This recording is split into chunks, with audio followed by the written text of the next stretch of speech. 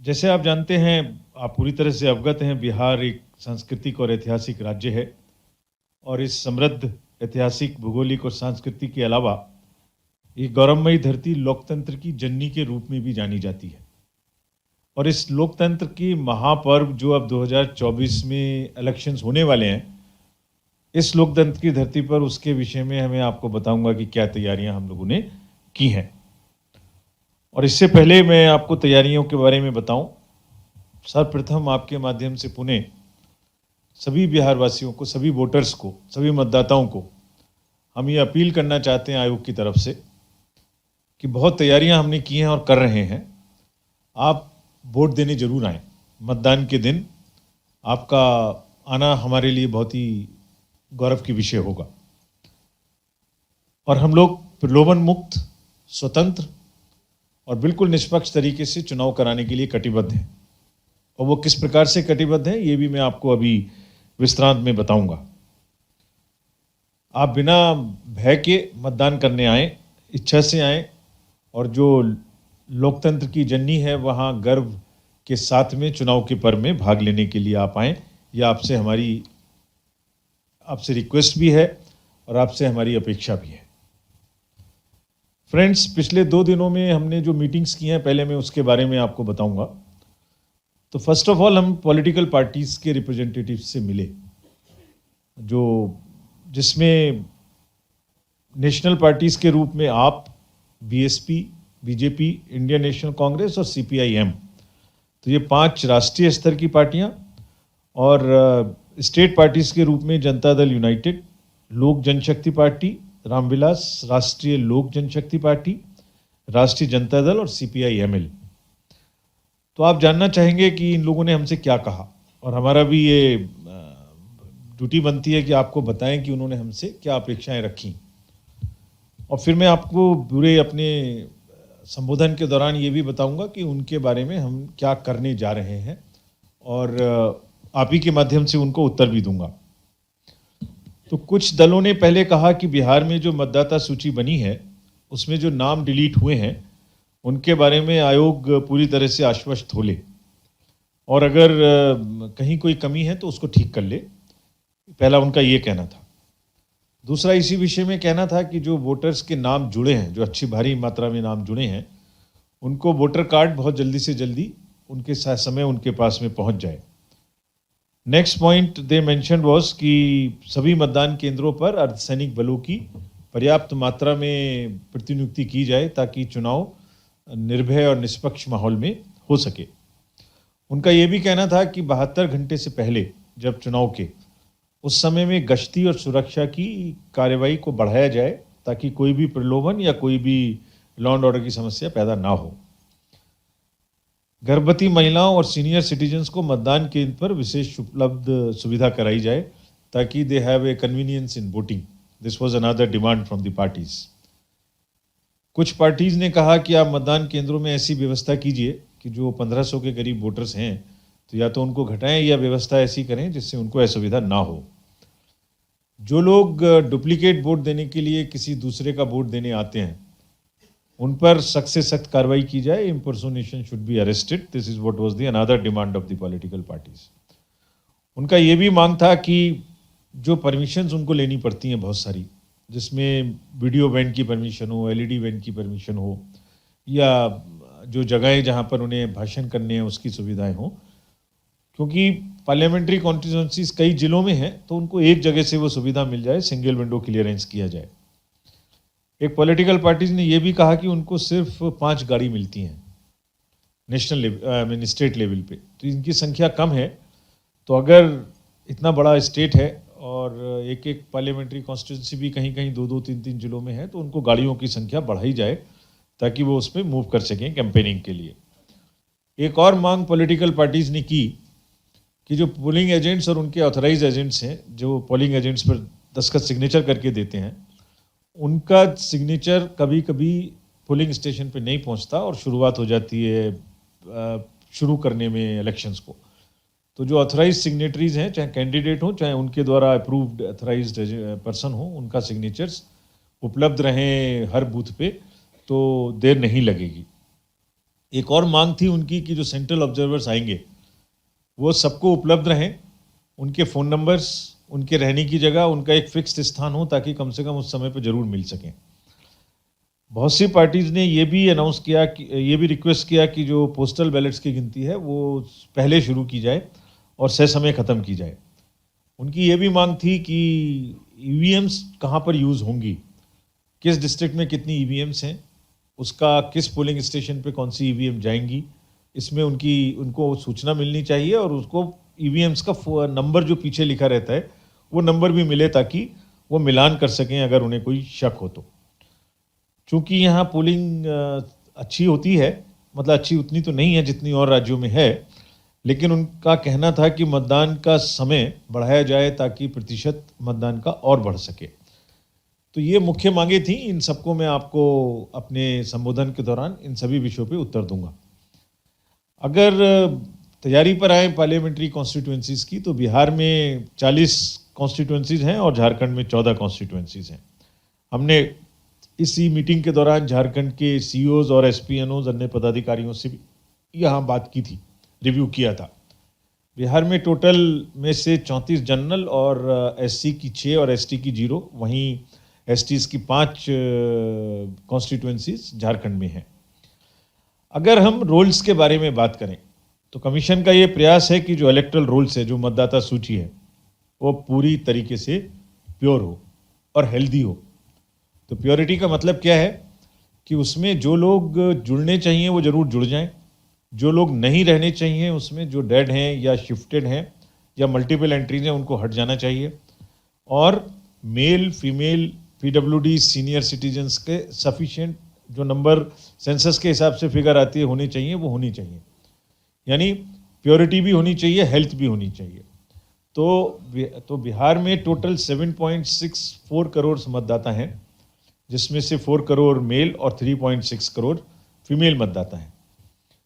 Persons with disability 6.3 lakh और very senior citizens 14.5 lakh, जिसमें से 100 वर्ष से ऊपर के जो शतायु हमारे मतदाता हैं वो भी 21,680 हैं। तो फर्स्ट टाइम वोटर्स की जो संख्या है वो जान के आपको अच्छा लगेगा, 18 से 19 वर्ष के, वो संख्या है 9.26 लाख, यानी जो इसी साल में बढ़े हैं। और अगर हम 20 से 29 वर्ष के युवा लोगों को देखें तो टोटल 7.64 करोड़ में से 1.6 करोड़ ऐसे हैं जो 20 से 29 साल के हैं। तो युवाओं की भागीदारी इस चुनाव में काफ़ी महत्वपूर्ण है। अगर हम इंक्लूसिव इलेक्शंस की बात करें तो इसमें जो फोकस है वुमेन पे, वो लगातार वुमेन की रेशियो बढ़ता चला जा रहा है। 892 था 2019 में जेंडर रेशियो, जो बढ़ के 909 हुआ है। और अगर 117 असेंबली कॉन्स्टिट्यूएंसीज इस प्रकार की हैं जहां महिलाओं की संख्या 909 से भी ज़्यादा है और 18 से 19 ईयर्स के विमेन इलेक्टर्स की संख्या भी 4,01,000 से ज़्यादा है। इसी क्रम में मैं ये भी बताऊंगा आपको कि जो डिलीशंस के बारे में पॉलिटिकल पार्टीज ने कहा था, तो कमीशन ने एक बहुत विस्तृत उसमें व्यवस्था की कि जो भी लोग डेड हैं और जो भी लोग शिफ्ट हो गए हैं, तो टोटल जो 16.7 लाख डिलीशंस किए हैं उसमें से 6.3 लाख जो हैं वो हैं लोग जिनकी दुर्भाग्यवश मृत्यु हो गई, और प्लस 2.3 ऐसे हैं जो कि रिपीटेड हैं और 8 लाख के करीब शिफ्टेड हैं। सो एक एक का हिसाब पॉलिटिकल पार्टीज़ को भी उपलब्ध है, हर स्टेज पर वो इलेक्टरल रोल बनाने के क्रम में शामिल रहे हैं। अभी भी कोई चीज़ छूट गई है तो पॉलिटिकल पार्टीज़ हमें सीओ साहब को या अपने कंसर्न डिस्ट्रिक्ट मजिस्ट्रेट्स को बता देते हैं। इलेक्टरल अपडेशन का प्रोसेस पूरी तरह से ट्रांसपेरेंट है और अभी भी कोई कमी है तो उसको पूरा किया जा सकता है। अगर यूथ की बात करें तो इन यूथ की किस प्रकार से संख्या बढ़ी है मैंने बताया था आपको, और ये क्यों बढ़ी, क्योंकि 587 जगह में इलेक्ट्रल लिटरेसी क्लब के माध्यम से एक सघन अभियान चलाया गया और 7.79 लाख फर्स्ट टाइम वोटर्स 2024 में ऐड हुए और जिसमें से, और इसके अतिरिक्त अगर 20 से 29 में देखें तो करीब करीब 14.5 लाख वोटर्स ऐड हुए। और चूंकि परिवर्तन किया है आयोग ने कि आप 1 जनवरी को अगर 18 साल के हो रहे हैं, उससे पहले भी अगर आप 2024 वर्ष में कभी भी 18 साल के हो रहे हैं तो एडवांस एप्लीकेशंस दे सकते हैं। तो हमारे पास में 74,000 ऐसी भी एप्लीकेशंस आई हैं जो अभी 18 की नहीं हुए, लेकिन इसी साल में 18 होने वाले हैं। और उसमें से जितने लोग 1 जनवरी और 1 अप्रैल के बीच में 18 साल के हो जाएंगे, उनको भी हम कार्ड पहुंचाएंगे और उनको भी वोटिंग की सुविधा मिलेगी। फ्रेंड्स, ज़्यादा से ज़्यादा इलेक्ट्रल रोल में किसी के लिए भी छूटे नहीं, कोई भी मतदाता हमारा नहीं छूटे। तो जो खास तौर से डिसएडवांटेज ग्रुप्स हैं, वल्नरेबल ग्रुप्स हैं, उसका भी प्रयास था कि जो पर्टिकुलरली वल्नरेबल ट्राइबल ग्रुप्स हैं, जो कि बिहार में 5 हैं, माल पहाड़िया, सौरिया पहाड़िया, बिरहोर और कोरबा, इनका भी हमने 100% एनरोलमेंट किया है। और जब चुनाव होंगे तब भी ये प्रयास होगा कि इनको हम पूरे लेके आएँ। और इसमें बड़ा इंटरेस्टिंग फिगर ये है कि अगर उनकी टोटल नंबर 7631 है तो उसमें 18+ का जो एनरोलमेंट है वो 3237 है, जो कि सबको भागीदारी चुनावों में मिले, इसके लिए एक प्रयास है। अगर मतदान केंद्रों के बारे में मैं आपको बताऊं, अभी तक वोटर लिस्ट के बारे में बताया, तो टोटल 77,392 पोलिंग स्टेशंस हैं और अधिकांश रूरल हैं, जिसमें से 66,331 रूरल हैं। इनमें से करीब करीब 40,000 बूथ्स पर वेबकास्टिंग की व्यवस्था की जाएगी। ये भी पॉलिटिकल पार्टीज़ की एक डिमांड थी, तो इससे भी हमारा मैनेजमेंट करना बहुत आसान होगा। पीडब्ल्यूडी मैनेज 40 बूथ होंगे और यूथ मैनेज 76 बूथ होंगे। और ऐसे भी 243 बूथ होंगे जहां सिर्फ महिलाएं ही पूरे के पूरे बूथ का नियंत्रण और संचालन करेंगी।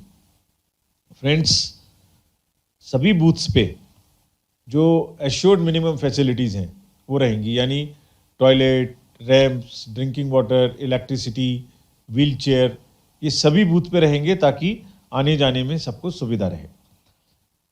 सबसे पहली बार बिहार में, अगर आपको याद हो तो 2020 का जब इलेक्शन हुआ था कोविड के दौरान, उस समय भी मुझे आने का मौका यहाँ मिला था एज इलेक्शन कमिश्नर। तो उस समय पहली बार ये व्यवस्था शुरू की थी कि घर में जो वेरी सीनियर सिटीजन्स हैं उनके जाके वोट लाया जाए। और अब ये व्यवस्था पूरी कंट्री में लागू है और इस इलेक्शन से पूरे देश में ये व्यवस्था लागू हो गई है। तो पहला प्रयास यहीं हुआ था इसका। तो इसमें क्या है कि आप जो पर्सन्स विद डिसेबिलिटीज़ हैं वो फॉर्म 12D है जो अनाउंसमेंट के 5 दिन के अंदर वो भर सकते हैं, और जिनकी भी 40% से अधिक की डिसेबिलिटी है उनको घर जाके हम वोट लेंगे। बाकी इसके अतिरिक्त उनको अगर नहीं, बहुत सारे लोग नहीं लेना चाहते घर से वोट, वो बूथ पर आना चाहते हैं, और हम भी व्यवस्था कर रहे हैं उनके लिए कि उनको अलग से लाइन मिले, उनको व्हील चेयर मिले, और ऐसा मौका मिले कि पर्सन्स विद डिसेबिलिटी जब बूथ पे आएँ और हम सब उनको एक्स्ट्रा फैसिलिटेशन दें, तो सोसाइटी में भी एक एग्जाम्पल सेट हो। यानी अगर बूथ पे हम उनकी देखभाल कर सकते हैं, उनका सम्मान कर सकते हैं, उनको इक्विटी दे सकते हैं, तो बाकी भी समाज में फिर रेलवे स्टेशन पर, एयरपोर्ट पर, मार्केट में, हर जगह उनको सुविधा मिलनी चाहिए। ऐसा एक प्रयास हमारा है कि ये चीज़ हम इस्टेब्लिश करें। सिमिलरली बुज़ुर्गों के लिए भी हमारे जो ओल्ड एज के जितने भी वोटर्स हैं जो हमारे लिस्ट में शामिल हैं, उनको भी हम घर जाकर वोटिंग की सुविधा प्रदान करेंगे।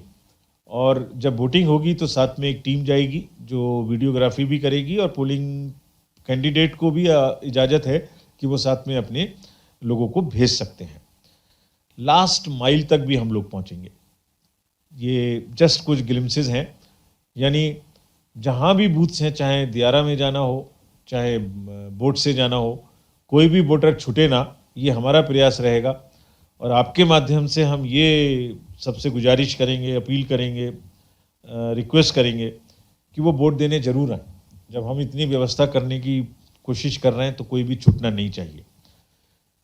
अब एक अपेक्षा भी है कि हम पूरे इलेक्शंस को बिल्कुल इंड्यूसमेंट फ्री, मनी पावर से दूर रखें, किसी भी प्रकार की क्लटरिंग और किसी भी प्रकार के गलत चीज़ें ना होने पाएँ। तो एक ये एप्लीकेशन है जिसको आपके सहयोग से हम सबके साथ तक पहुंचाना चाहते हैं। इसका नाम है सी विजिल, यानी विजिलेंट सिटीजन। अगर आप जागरूक हैं तो आप कोई भी शिकायत है किसी भी बूथ के बारे में, किसी पार्टी के बारे में, किसी कैंडिडेट के बारे में, तो अगर आप उसकी कोई टेक्स्ट लिख के या कोई गलती हो रही है तो फोटो खींच के, या आप अगर हमें भेज देंगे इस ऐप पर, तो आपका जो कहाँ लोकेशन है ये हम अपने से ले लेंगे, लॉन्गिट्यूड लैटिट्यूड आपका हम अपने से ले लेंगे। और जो भी नियर बाई हमारी वो होगी वैन, एसएसटी होगी, कोई एफएसटी होगी, कोई सेक्टर मजिस्ट्रेट होंगे, 2 किलोमीटर में तो कहीं ना कहीं होंगे, उनको हम 100 मिनट के अंदर अंदर वहाँ भेज के उसकी इंक्वायरी करा के पोस्ट करेंगे वेबसाइट पर कि क्या विषय था, उस पर क्या हमने किया, वो सही था, गलत था, पार्शियली सही था, और उस पर कमीशन ने ये काम किया। इसका बहुत लाभ मिला है और बिहार सीओ भी इसके बारे में एक सचेत कैंपेन चला रहे हैं ताकि सिटीजन्स भी, नागरिक भी, और बिहार में तो पॉलिटिकली नागरिक जागरूक हैं, तो वो गलतियां होने से रोकें। इससे हमें बहुत लाभ मिलेगा। जो पॉलिटिकल पार्टीज़ ने कहा था कि हमें बराबर की सुविधा मिलनी चाहिए, यानी अगर हम किसी चीज़ को मांगते हैं तो हमें पहले मिले, दूसरे को ना मिले, जो पहले मांगे उसको मिले, तो उसके लिए एक सुविधा पोर्टल की व्यवस्था है। तो जो भी कैंडिडेट या जो भी पॉलिटिकल पार्टी इस सुविधा पोर्टल पर पहले किसी एंटाइटलमेंट को अप्लाई करेंगे, उनको पहले मिलेगा, दूसरे को बाद में मिलेगा। तो एग्जाम्पल, यानी वो एक ग्राउंड उन्होंने कहा कि हमें चाहिए, एक्स पार्टी ने कहा और वाई ने उसके बाद कहा, तो एक्स को पहले मिलेगा। इसी तरीके से वोटर्स के मदद के लिए भी एक हेल्पलाइन है जिसको आप अगर डाउनलोड करेंगे तो आपको बहुत सुविधाएं और बहुत जानकारी उसमें मिलेगी। बीएलओ कौन है, पोलिंग स्टेशन कौन है, आपका कैंडिडेट कौन है, चुनाव का परिणाम क्या है, नए सर्कुलर्स क्या हैं, हर चीज़ इसमें देखने को मिलेगी। आप अपना नंबर डालें, आपको अपना एपिक भी डाउनलोड कर सकते हैं अगर आपका मोबाइल नंबर उसमें लिंक्ड है तो। फ्रेंड्स, एक और बहुत इम्पॉर्टेंट जानकारी है, वो है नो योर कैंडिडेट, KYC। आप किसको वोट देने जा रहे हैं उसको जानने की राइट पब्लिक का है। You have a choice so that you take an informed decision. तो KYC में क्या आपको जानने को मिलेगा कि किसी भी कैंडिडेट की कोई क्रिमिनल बैकग्राउंड तो नहीं है। अगर किसी कैंडिडेट की क्रिमिनल बैकग्राउंड है तो इस पर आपको मिलेगी। साथ ही साथ प्रत्येक ऐसे कैंडिडेट को जिसकी क्रिमिनल बैकग्राउंड है उसको 3 बार न्यूज़पेपर्स में ऐड देना पड़ेगा कि उनकी क्या क्रिमिनल बैकग्राउंड है, और टीवी में भी देना पड़ेगा। और इस वेबसाइट पर, इस जगह पर भी आपको ये जानकारी मिलेगी।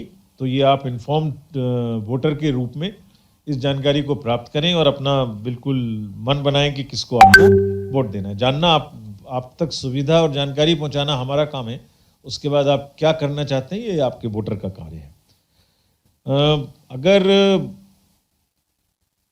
इलेक्टरल पार्टिसिपेशन कैसे बढ़े, आपको ये बहुत अच्छी फिगर नहीं है। बिहार में जो जनरल इलेक्शन में वोटर पार्टिसिपेशन था वो 57.33% था। ये नेशनल एवरेज 67% से 10 परसेंटेज पॉइंट कम था।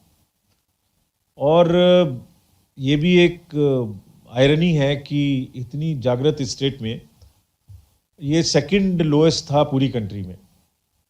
J&K was lowest at 45%, Bihar was 57%।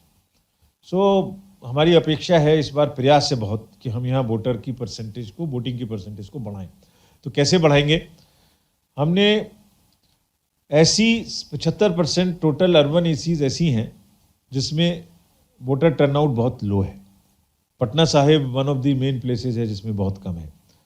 31 ACs ऐसी हैं जो 9 डिस्ट्रिक्ट्स की जो आइडेंटिफाई की गई हैं। तो कहने का मतलब है कि हमने एक प्रोग्राम बनाया है, टारगेटेड इंटरवेंशन प्लान, जिसमें हम बूथ तक गए हैं कि कौन सी कॉन्स्टिट्यूएंसी स्टेट एवरेज से नीचे है और उस कॉन्स्टिट्यूएंसी के कौन कौन से बूथ स्टेट एवरेज से या डिस्ट्रिक्ट एवरेज से नीचे हैं।